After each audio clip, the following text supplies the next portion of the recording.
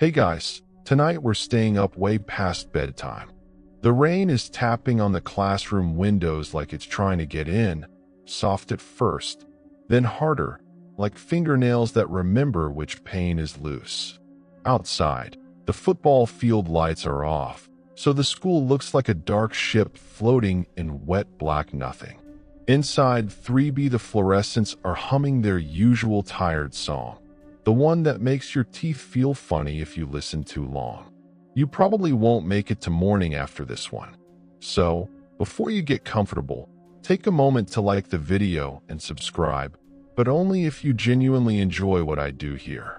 And if you're brave, drop your city and the exact time you're listening in the comments. I always read them when the halls get too quiet. Now, dim the lights, maybe crack open a window for that midnight breeze, and let's walk the halls together. It started senior year, second semester, when Mr. Harlan dropped the bomb that our final history grade depended on a group presentation about local tragedies that shaped the community. Cool, right? Except the only tragedy anybody cared about was the 1987 fire in the East Wing that killed 3 kids and 1 substitute teacher nobody can name anymore. Harlan said the records were sealed, which of course made Mia obsessed. Mia, Tyler, Jonah, Priya, and me. We were the 5 who always ended up together because none of us had cars and the late bus stopped running at 6. That Thursday, the sky cracked open at 3:30 and never closed. By the time the final bell rang, the parking lot was a lake and every parent's phone went straight to voicemail.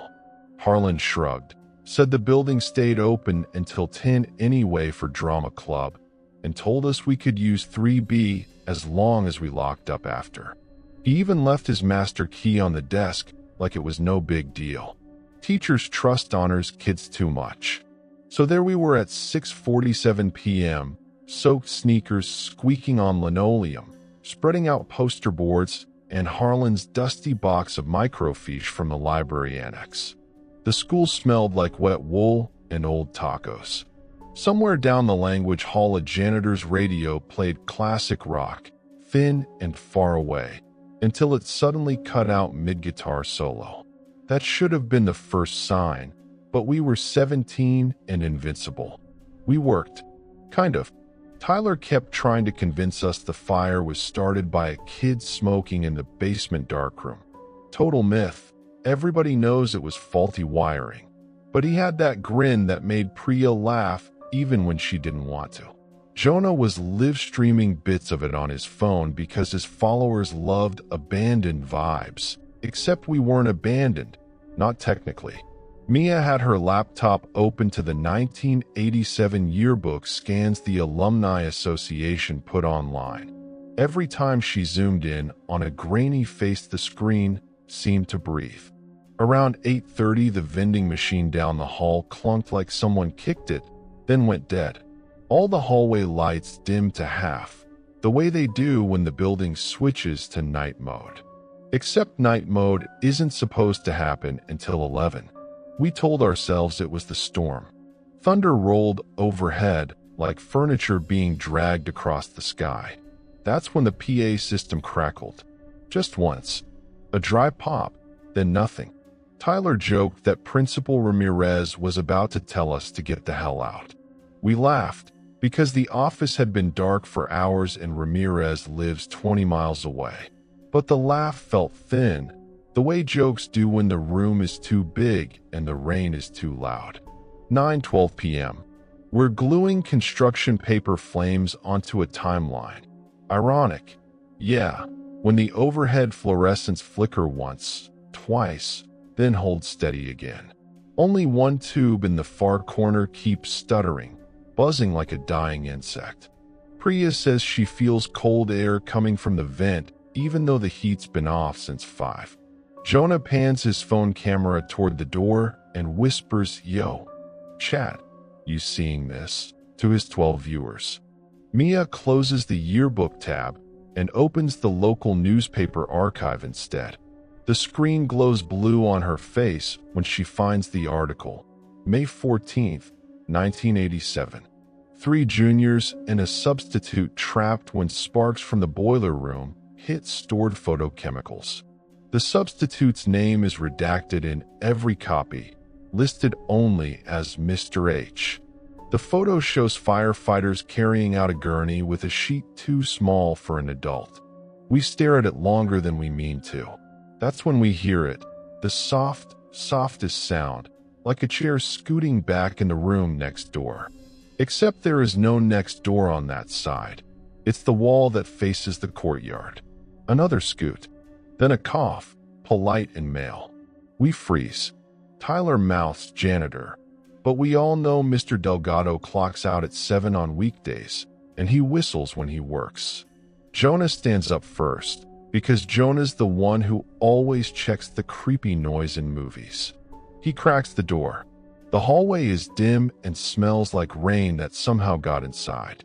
Lockers stand in perfect rows, wet footprints glistening between them leading nowhere. At the far end, under the exit sign that's supposed to be red but is dark tonight, something moves. Not a shape exactly. More like the air folds and unfolds. Jonah pulls the door shut. His voice is smaller than I've ever heard it. Guys? I don't think we're alone. The PA crackles again. This time it's not empty static. This time it whispers 5 names, slow and patient, the way a roll call sounds on the first day of school. Mia, Tyler, Jonah, Priya, and finally, soft as breath against a microphone. And guest. The lights flicker once more, longer this time. When they come back, Mr. Harlan's master key is no longer on the desk. I think some lessons were never meant to be taught, but the building has all night to try. The 5 of us stand in a loose circle around the empty spot where the master key used to be, like kids waiting for a magic trick to reverse itself. Rain lashes the windows harder now, drumming out any chance of pretending that was just wind or imagination. The fluorescent lights overhead keep their rhythm. Buzz, flicker, the way they do right before they die completely. Only they never quite die. They hang on the edge, teasing. Tyler is the first to speak, trying for his usual cocky tone and missing by a mile. Okay, hilarious. Who grabbed it? Nobody answers. Priya hugs her arms, hoodie sleeves pulled over her hands. Jonah's phone screen has gone black. The battery was at 87% 30 seconds ago.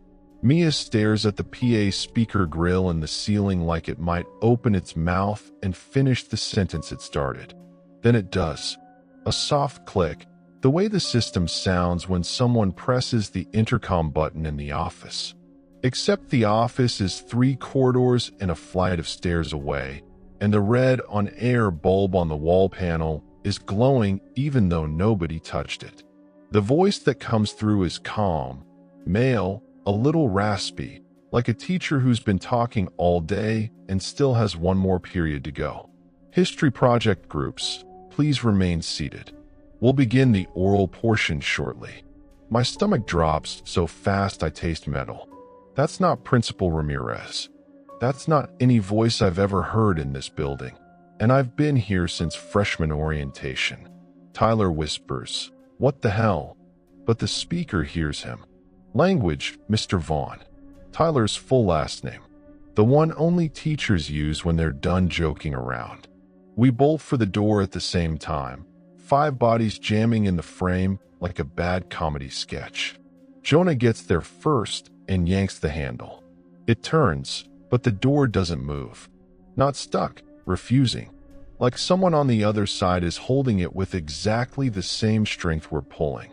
Jonah throws his shoulder against it. Nothing. Priya starts pounding, shouting for help that isn't coming. The lights cut to black for 3 full heartbeats. In the darkness, I smell chalk dust and something sweet burnt, like old film reels left too close to a projector bulb. When the lights stutter back, the door opens inward by itself, smooth and polite. The hallway stretches out, emergency strips glowing weak orange along the baseboards. Lockers gleam wet, though the ceiling isn't leaking. At the far end, past the trophy cases, the exit sign is still dead, but something else is lit. The little red bulb above the PA speaker there, same as in our room. The voice drifts down the corridor, closer now, patient. 5 minutes until roll call. Please proceed to your assigned seats. Jonah's phone suddenly lights up again on its own. The camera app is open, front-facing, and the screen shows all 5 of us. Except behind us, in the dark classroom we just left, there are 6 silhouettes sitting at the desks. One of them turns its head toward the lens and smiles with Jonah's mouth. He drops the phone. It clatters, screen cracking, but the camera keeps recording, propped against a locker like someone placed it there on purpose. Mia is breathing too fast. We need to get to the office. Cut the main power to the PA. That'll stop it, right? It's not a plan. It's a prayer dressed as logic. But it's something. We move. Our sneakers squeak loud enough to wake the dead, except nothing wakes. We pass the science wing. Every classroom door is open exactly 3 inches, darkness pooled inside like spilled ink. The trophy case glass is fogged. When I glance over, the fog swirls and forms words, childish marker scrawl. Detention is forever. Priya grabs my sleeve. Do you hear that? Under the rain, under our breathing, there's music. Faint, tinny, the kind that plays before morning announcements. It's coming from every speaker at once, looping the same 8 notes of the school song, but slowed down until it sounds like a lullaby underwater. We reach the intersection where the language hall meets the main corridor. The floor there is wetter, footprints leading in both directions, bare feet, small, like middle school size, but fresh. They overlap ours as we walk, like whatever made them is matching our pace exactly, just out of sight. Tyler tries the stairwell door to the office. Locked. Of course. He rattles it anyway, cursing under his breath. The PA voice sighs, almost kindly. Running in the halls is against policy. The overhead lights strobe once. White, black, white. And when vision clears, the trophy case across from us is empty. Every plaque, every dusty soccer ball gone. Only the reflection remains. 5 terrified seniors, and between us and the glass, a taller shadow in a tie and rolled sleeves, arms folded, watching. Jonah backs away until he hits the lockers. Metal booms. I'm sorry, he says to no one, or maybe to all of us. Freshman year, I filmed that stupid prank video in the East Wing. The one where we broke the lock on the sealed door. I thought it was funny. We know the video. Half the school does. 2 million views before it got taken down. The comments were full of people daring each other to spend the night. Mia's voice is barely air. You opened it? I thought it was locked again after. They put a new chain. The PA crackles with soft laughter, the kind a teacher gives when a kid finally admits he didn't do the reading. Class is now in session, the voice says. Please find your seats. Every classroom door along the hall slams shut at once. Bang, bang, bang, like dominoes made of thunder. The temperature drops so fast my breath fogs. And from behind those doors comes the sound of chairs scooting 30, 40, 50 at a time, all scraping into perfect rows. Priya starts crying without sound, just tears sliding. Tyler grabs her hand. We back toward room 3B because it's the only place we know, the only open door left. As we move, the footprints on the floor change. Now there are shoes, exact tread patterns, walking backward ahead of us. I think some invitations aren't meant to be accepted, but the school already marked us present. We stumble back into 3B and the door shuts behind us with the soft, decisive click of a teacher closing up for the weekend. No slam, no drama, just final. Tyler lunges and twists the handle anyway. It spins uselessly, like the latch was never there. The little window in the door shows only black. Not darkness, black. The kind that eats light. Outside the classroom windows, the rain has stopped, but the glass is still crying, slow streaks sliding downward as if the building itself is sweating. Inside, our poster boards lie scattered like someone kicked them. The construction paper flames we glued so carefully have curled at the edges, turning brown and real. One of them smolders at the corner, a thread of smoke rising, even though nothing is burning. Jonah is the first to notice the new smell, old books left in a damp box, mixed with the metallic tang you get when you lick a battery. It's coming from the vents. The air feels thick, like walking through warm soup that remembers being cold. Then the hallway lights outside go out completely. Not flicker, gone. The emergency strips die with them. For a moment, the only light is the green glow of the exit sign above our door, except the letters have rearranged themselves while we weren't looking. It now reads expired in the same blocky font. Priya whispers, "Look," and points past me. The wall that faces the courtyard, the one that should be solid cinder block, has a door in it now. A plain wooden door with a silver push bar, the kind they installed after the fire code changed in '89. It's standing open exactly 6 inches, exhaling cold that smells like the basement on Fish Stick Friday. That wall has never had a door.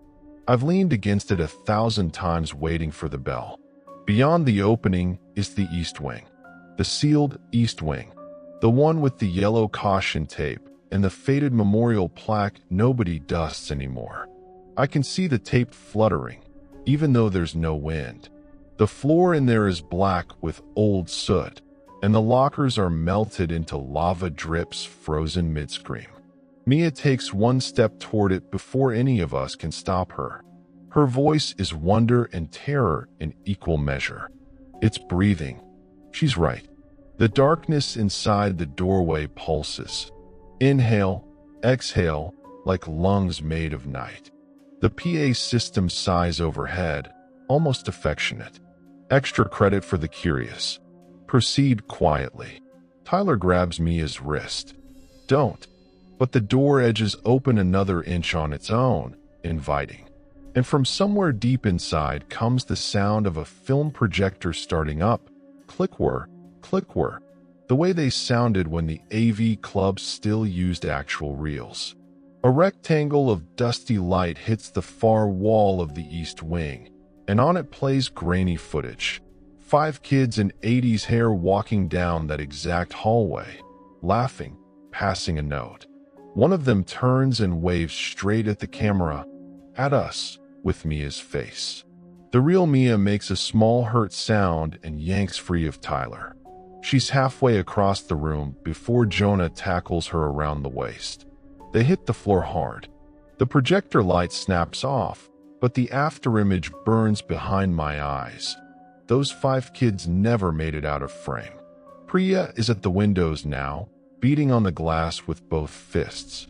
The courtyard is there, sure, wet picnic tables, the flagpole bent from last year's storm, but the windows won't break. The glass flexes like rubber and pushes her palms back, gentle but firm. She leaves sweaty prints that fade too fast. I back into a desk and something crunches under my shoe. It's a Polaroid. Fresh, still developing. It shows the 5 of us from above, huddled in this room exactly as we are now. Except there's a 6th person standing behind us, hand resting on my shoulder. The hand has long fingers and a class ring I don't recognize. When I spin around, there's no one there. The photo keeps developing anyway. The 6th face sharpens into a smile I've seen in the 1987 yearbook, the one with no name under it. The open door to the east wing is wider now. 20 inches, maybe 2 feet. The soot on the floor has arranged itself into arrows pointing inward. Child-sized footprints cross them, then adult ones, then ours, fresh sneaker treads still dripping courtyard rain. Jonah helps me up. His nose is bleeding from the fall. He doesn't seem to notice. "We go together or we don't go," he says, and for the first time tonight, he sounds like the guy who carried the football team to state sophomore year. We link arms without meaning to, a ridiculous chain of terrified teenagers. The cold from the doorway wraps around our ankles like cats that want to trip us. The smell is stronger now. Charred paper and the sweet chemical stink of old photographs burning. Tyler is shaking, but he steps forward first. On 3. No one answers. We just move. The threshold is ice. Crossing it feels like pushing through shrink wrap. Something resists, then gives with a soft pop in my ears. Behind us, the door to 3B swings shut and vanishes. The wall is whole again, cinder block and faded motivational posters about believing in yourself. We're in the East Wing. The hallway stretches farther than it ever did on the blueprints. Lockers lean inward like trees after a fire, metal warped into screaming mouths. Every trophy case is shattered. The glass lies in perfect circles, as if dropped from a great height all at once. The soot is thick enough to write in. Someone already has. In dusty capital letters 6 feet tall. "Welcome to detention 1987, present." Underneath, smaller, fresh. "Class of 2024 added today." Mia reaches out and touches the letters. The soot clings to her fingertips and won't brush off. It spells her name when she looks at her hand. Far ahead, the projector light flickers on again, brighter this time. The film is waiting. The 5 kids on the screen pause mid-step and turn, all at once, like they heard us arrive. They smile with our mouths. I think some doors were never meant to open again. But the bell just rang, and we're already late. The projector light is the only thing alive in the East Wing. It throws a trembling rectangle on the far wall, big as a drive-in screen, and inside it the 5 1987 kids keep walking toward us in perfect silence. Their shoes don't make a sound on the film, but every time a foot lands I feel it in my chest like a second heartbeat. We are standing on soot that comes up to our ankles now, soft and warm, like the building has a fever. The air tastes of burnt sugar and flashbulbs. Tyler tries his phone again. The screen lights, cracked spiderweb, shows 3:17 a.m. even though it was barely 10 when we crossed the threshold. The date reads May 14th, 1987. The phone dies mid-glow. Mia's fingers are still black with her own name. She wipes them on her jeans and only smears the letters larger.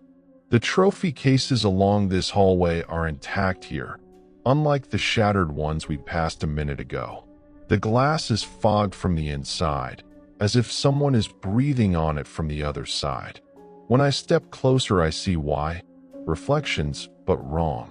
Jonah's reflection is wearing his freshman jersey, the one he outgrew 2 years ago, and the Jonah in the glass is looking at the floor while the real Jonah stares straight ahead. Priya's reflection has braces she got removed last summer. Tyler's is missing the scar above his eyebrow from when he tried to skateboard off the loading dock. My reflection is wearing a cap and gown, holding a diploma dated 1987. The reflection smiles at me like we're old friends. I do not smile back. The projector whirs louder, impatient. On screen, the 580s kids have reached the camera. Their faces fill the frame, grainy and huge. One by one, they lift a hand and press it against the inside of the film, palm first, exactly where the trophy glass is on our side. The glass bulges outward like warm taffy, 5 handprints pushing through from the other side. The hands are small, then adult, then ours.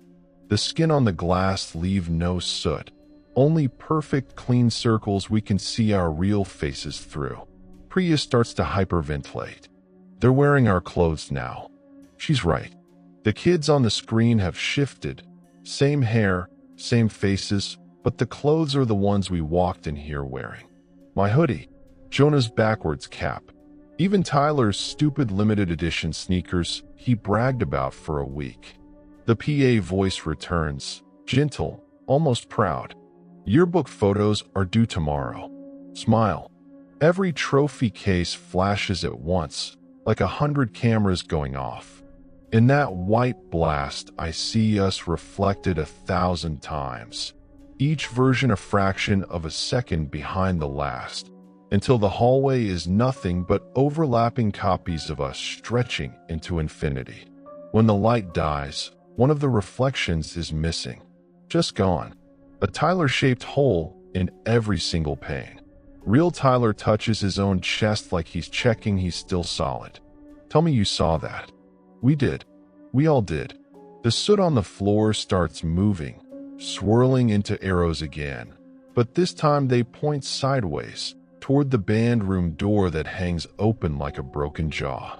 Inside, the mirrors along the back wall, the ones the marching band uses for posture checks, glow with their own light, soft and blue, the color of old yearbook proofs. We don't want to go in. Our feet move anyway. The band room smells like valve oil and teenage sweat baked into carpet for 40 years. Chairs are arranged in perfect rows. Music stands open to a folder on each one. The folders have our names written in red pen, the handwriting neat and old-fashioned, the kind teachers used before computers. My folder is already open to a photograph. Me, senior portrait style, but I'm wearing a tie I don't own, and there's a burn scar across half my face I've never had. Underneath, in the same red pen, accepted. Jonah's photo shows him mid-laugh, except his eyes are closed forever. Priya's shows her looking over her shoulder at something behind the camera, terrified. Tyler's page is blank except for the words not pictured. Mia's portrait is the worst. She's smiling, but the smile is too wide, and there are too many teeth. The mirrors behind the stands are fogged worse than the trophy cases. When I breathe on one to clear it, the fog pulls back and reveals not my reflection, but the substitute teacher from the newspaper articles that never named him. Tall, rolled sleeves, tie loose, class ring catching the blue light. He lifts a finger to his lips, SHHH. Then every mirror shows something different. One mirror. Us, 10 years older, teaching a class of empty desks. One mirror. Us, still 17 forever, sitting in these same chairs, instruments in our laps, waiting for a song that never starts. One mirror. Nothing but fire, silent and hungry. The substitute in the first mirror steps forward until his forehead touches the glass from the inside. He mouths a single word I can read perfectly. Choose. The projector light from the hallway dies. In its place, the mirrors brighten until the room is underwater blue. The chairs around us begin to fill. Not with people, with uniforms. Letterman jackets, band uniforms, cheer sweaters, all slumped empty, but the sleeves lift and clap politely when the substitute raises his hands for attention. Priya grabs my arm, so hard her nails draw blood. I want to go home. The substitute hears her. He turns, smiles the tired smile of someone who has said this next part too many times, and speaks without sound. You are home. The mirror in front of me ripples. My reflection reaches out, palm open, waiting for me to take its hand so we can trade places. I think some reflections were never meant to look back, but the glass is already warm under my fingers. My hand stops a millimeter from the mirror. The reflection's fingers are already through, brushing my skin with the temperature of a basement you've never been allowed to enter. It feels like the moment before a paper cut, pain that hasn't decided to hurt yet. Behind me, Jonah whispers, "Don't." But the word comes out backwards, like the room is chewing it. The mirrors have begun to sweat. Droplets run upward, defying gravity, carrying tiny photographs in them. Class pictures, candid shots, Polaroids of people who look almost like us but aren't. The droplets climb the glass and vanish into the frame, as if the mirrors are drinking memory. The substitute steps fully out of his mirror. Not dramatically, no shattering glass, no smoke. He simply stands in the room with us now, solid as any teacher who ever kept you after the bell. His shoes leave no prints in the soot. The class ring on his right hand is warm gold, engraved with the year 1987 and the initials MH that nobody ever wrote down in the articles. He speaks aloud for the first time, voice exactly like the one on the PA, but softer, the way a teacher talks when the rest of the class is gone and it's just you and the red pen. You're late for the broadcast. He gestures toward the far corner where a door has appeared that was never there before. Heavy steel, small window at eye level, the kind that leads to the old radio booth above the auditorium. A red on-air sign glows above it, steady and calm. Through the window, I can see reel-to-reel decks turning, tape spooling even though no one is inside. Priya tries to back away and bumps into a music stand. The sheet music on it is blank except for 5 staff lines and a single treble clef that bleeds fresh red when she touches it. The notes write themselves as we watch, over and over. A simple descending scale that sounds in my head like a fire alarm slowed to lullaby speed. The substitute walks, no hurry, toward the steel door and opens it with a key that hangs from a red lanyard around his neck. The same kind every teacher wears. The same kind Mr. Harlan left on the desk in 3B a lifetime ago. Single file, he says, gentle but absolute. We have one more lesson before graduation. Tyler makes a break for the bandroom exit. He gets 3 steps before the empty uniforms rise from the chairs. No bodies inside, just cloth animated by memory, and form a polite line blocking the door. One of the Letterman jackets lifts an arm and points back toward the booth, the way kids used to point when someone was called to the office. We move. There is nothing else to do. The radio booth is smaller than it looked from outside, barely room for the 5 of us and the substitute. 2 ancient microphones on goosenecks wait under a low red bulb. The reel-to-reel decks spin, recording or playing. I can't tell which. The tape is thick and brown and smells like birthday parties from the 80s. On the wall, a corkboard is pinned with yellowed broadcast schedules. The one for May 14th, 1987, is circled in red. 8 p.m., final sign-off, Mr. H. and senior helpers. Underneath, in fresher ink, someone has added tonight's date and our 5 names. The substitute closes the door. The click of the latch is the loudest sound I've ever heard. He adjusts one of the microphones to Mia's height, the way a patient teacher does when a nervous kid has to read in front of class. Mia, he says, you wanted to know what really happened. Tell them. Mia's mouth opens and words come out that are not hers. They pour from her like she's been rehearsing them for 38 years. This is WVHS, the voice of the Vikings, signing off for the final time. At approximately 7:42 p.m. on May 14th, 1987, a spark from the boiler room ignited stored chemicals in the photography darkroom. Evacuation was orderly until the fire doors jammed. 3 students and 1 staff member remained behind to assist with the reel-to-reel archival project. They believed they had time. Her voice is calm, almost proud. Tears run down her real cheeks, but the words keep coming. They were wrong. The substitute nods, satisfied, and turns the microphone toward Jonah. Jonah, apologize. Jonah's knees buckle. He catches himself on the edge of the console. When he speaks, his voice cracks into the same frequency the PA has been using all night. I'm sorry I broke the chain. I'm sorry I filmed it. I didn't think anyone was still listening. The reels speed up, tape hissing like satisfied breath. One by one we are made to speak.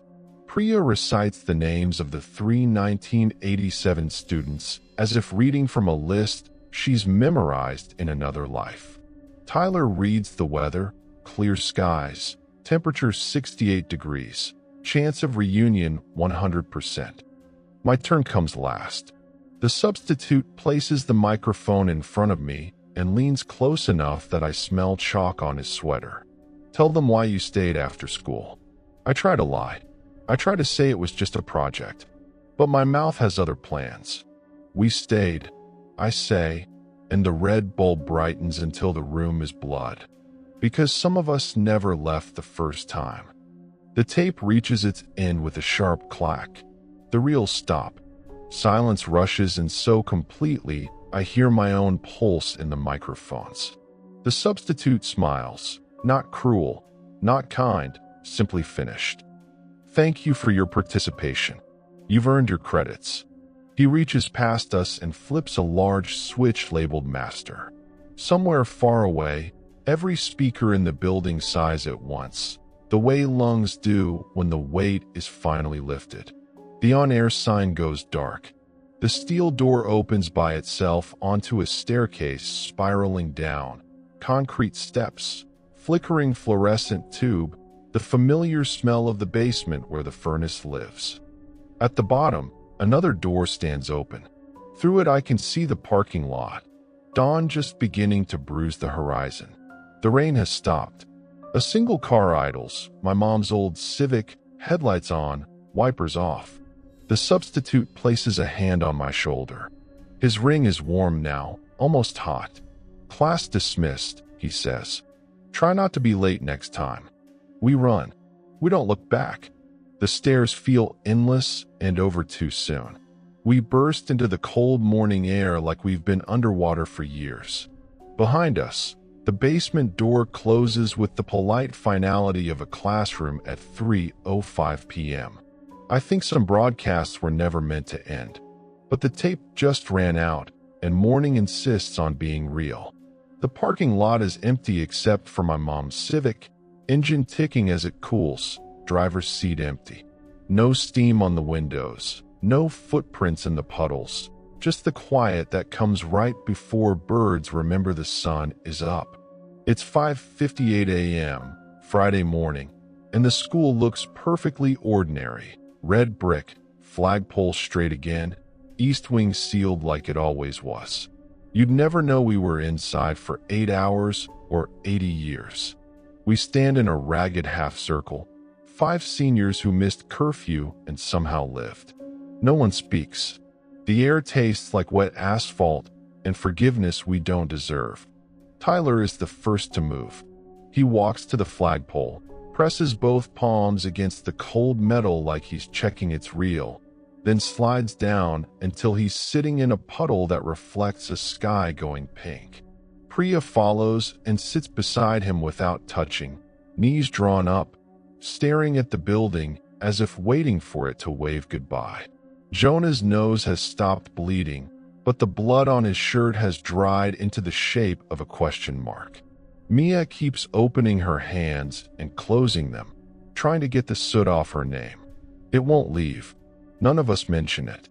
I look back at the main doors. They're locked, chained through the handles, exactly like they're supposed to be after hours. A fresh sign hangs there. Summer renovations. No entry until August. The paper is bright white, ink still wet. My phone finally has bars.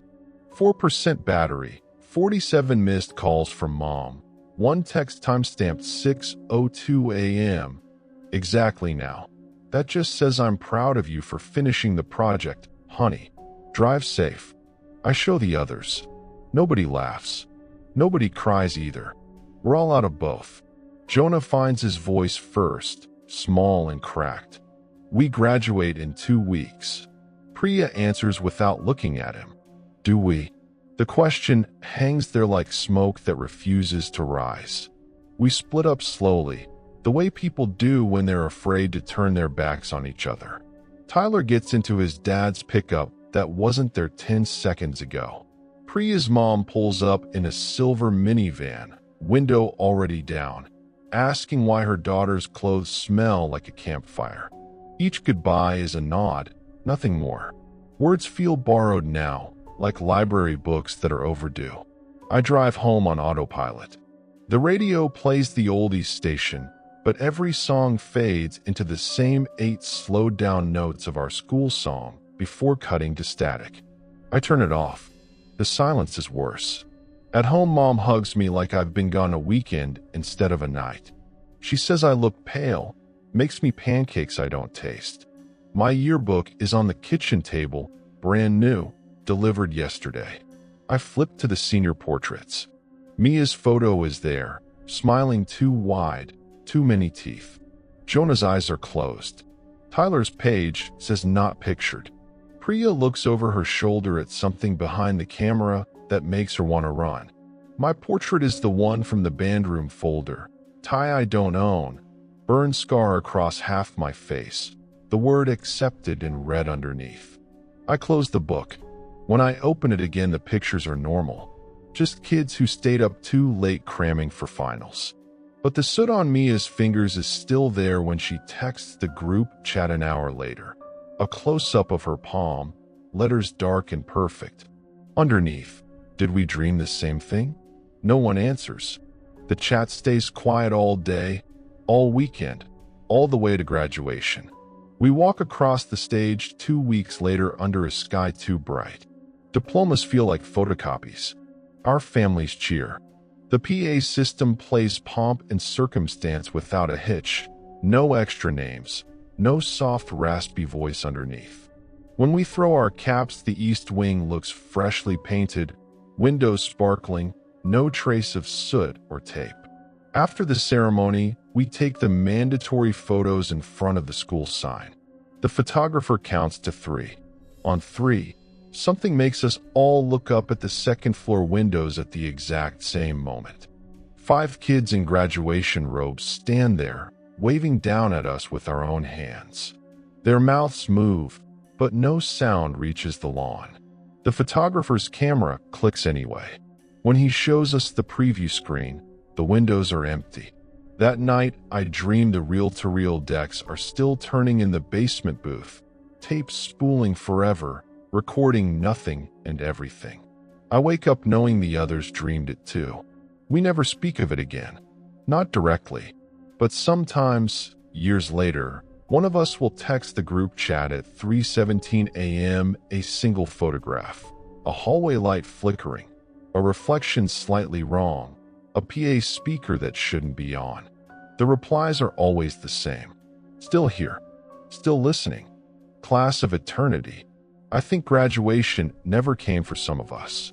We just learned how to sit very, very still and pretend the bell already rang. The hallway lights hum low, the way they do when the building is empty and waiting for footsteps that may never come. Rain starts again outside, soft, almost polite, tapping on windows that no one will open tonight.